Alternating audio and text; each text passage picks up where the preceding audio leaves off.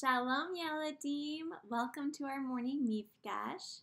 Today is Tuesday, March 24th, and I am excited to be here with you today. So come on over. We're going to get started. Take a seat or stand, and we're going to start. Ready? Shalom Yeladim, Shalom Yeladim, Shalom, Shalom. We're so glad you're here. We're so glad you're here. Shalom. Shalom. Okay, who's awake this morning? Boker Tov, Yeladim. Oh my goodness, you were awake. I'm so excited. I'm so happy to be with you guys today. Yeladim, we're going to get started with our counting today. And remember, everybody gets to be the counter. So I hope you guys have 15 things to count today. Today, I have with me, oops, I just lost one, 15 dimes. So we're going to get started, and you can help and remember to count along with me, okay? So we're going to get started. Ready?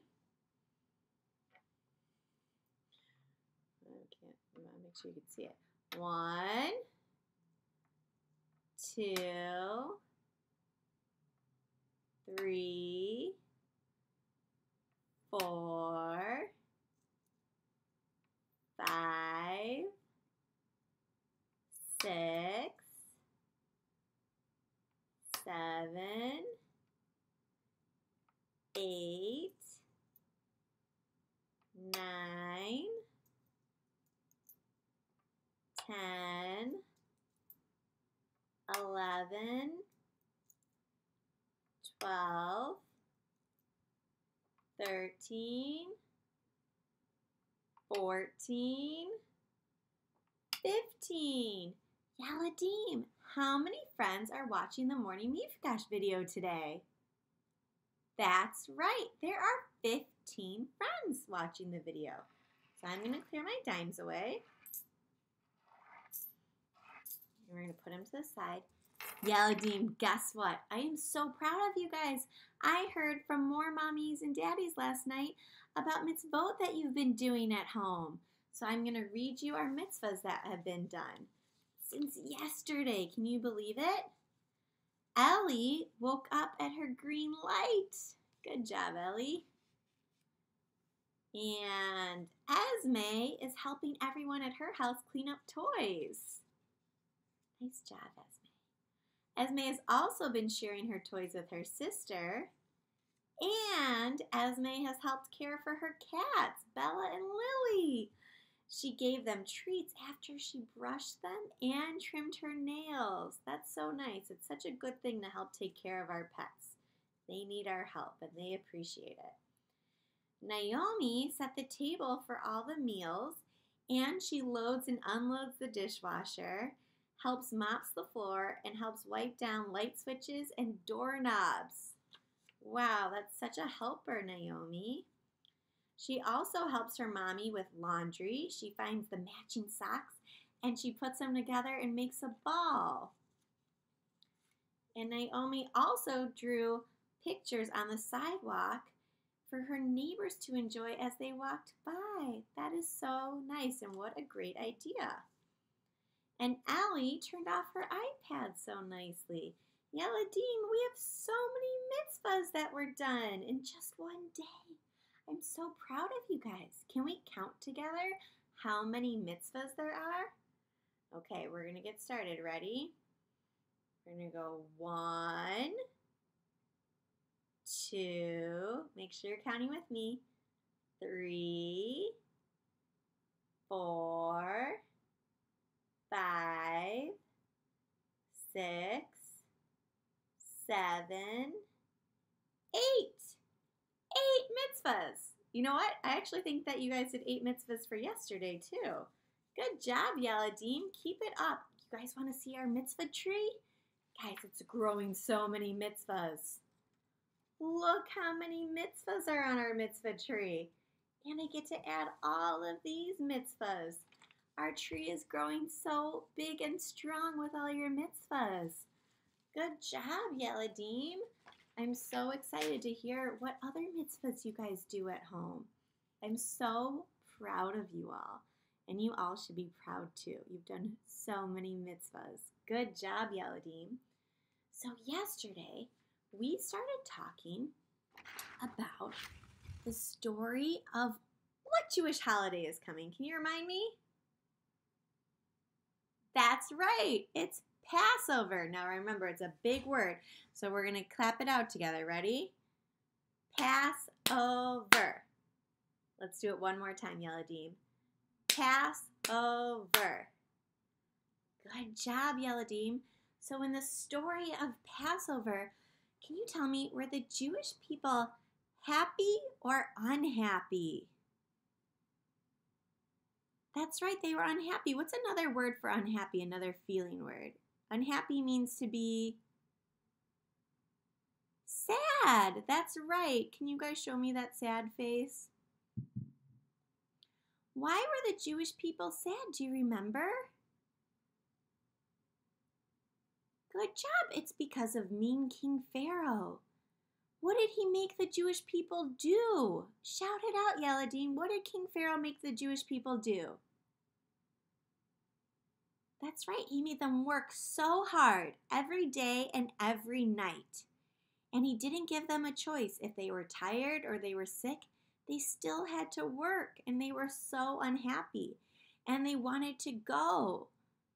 And so the wise, wonderful man Moses asked King Pharaoh to let him go. But what did King Pharaoh say? You're right, King Pharaoh said, no, I will not let you go. And so Moses told King Pharaoh, well then, King Pharaoh, you are going to be punished. And do you remember what happened to King Pharaoh? He woke up in his bed, and what was on him? Shout it out, Yeladim. That's right, there were frogs in his bed. And not just like one frog or two frogs. Hundreds of thousands of frogs everywhere. He was covered in frogs. He couldn't get away from them. It was so yucky. And so Moses said to King Pharaoh, now will you let my people go? And he said, take the frogs away, King Pharaoh said. Take them away, and I will let your people go. And so Moses said, okay, great, we will take the frogs away. But when the frogs were gone, do you know what happened? Did King Pharaoh let the people go? No, he changed his mind. And he says, no, you cannot go. Now that the frogs were gone, he decided that the Jewish people were going to stay and work for him. And Moses said, then King Pharaoh, you are going to be punished again. And King Pharaoh was punished over and over again until he agreed to let the Jewish people go.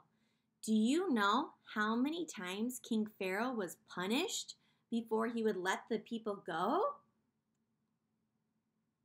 That's right, he was punished 10 times.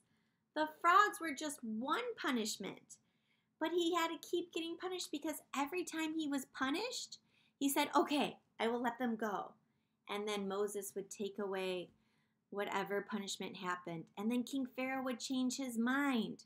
So finally, after the 10th punishment, King Pharaoh said, you may let your people go.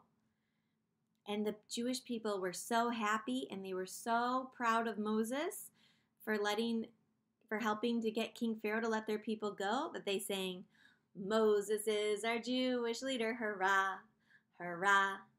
Moses is our Jewish leader, hurrah, hurrah. Goodbye to Pharaoh, we're getting out, we're leaving Egypt with a shout, and we're on our way to Eretz Yisrael.